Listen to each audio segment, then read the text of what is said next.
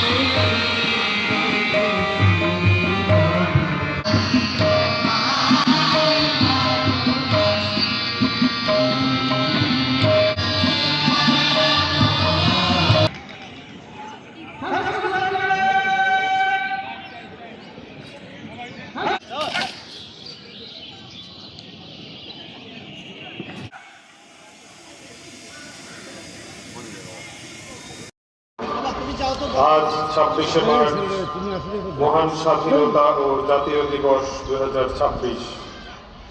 1971 সালের আজকের এই দিনে শুরু হয়েছিল দীর্ঘ 9 মাস ব্যাপী রক্তক্ষয়ী মুক্তিযুদ্ধ, যার ধারাবাহিকতায় অর্জিত হয়েছে আমাদের গর্বের স্বাধীনতা, স্বাধীন সার্বভৌম রাষ্ট্র বাংলাদেশ।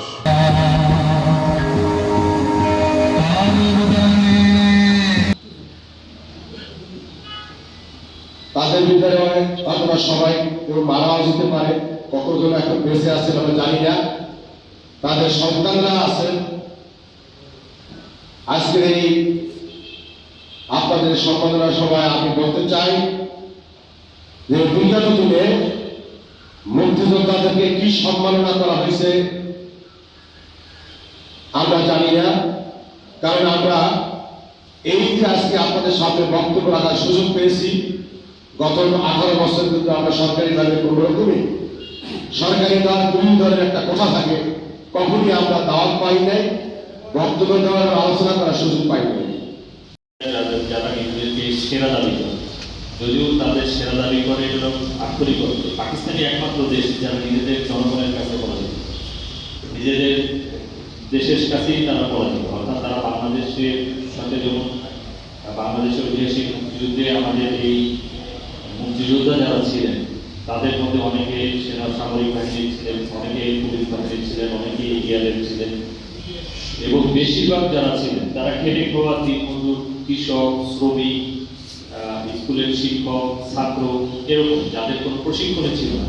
কোনো রকম 1 মাস 2 মাস 3 মাসের প্রশিক্ষণ নিয়ে, যেটাকে বলা হয় একটা ধারণা নিয়ে, সেই ধারণা নিয়ে তাদের বিরুদ্ধে যুদ্ধ করেছে।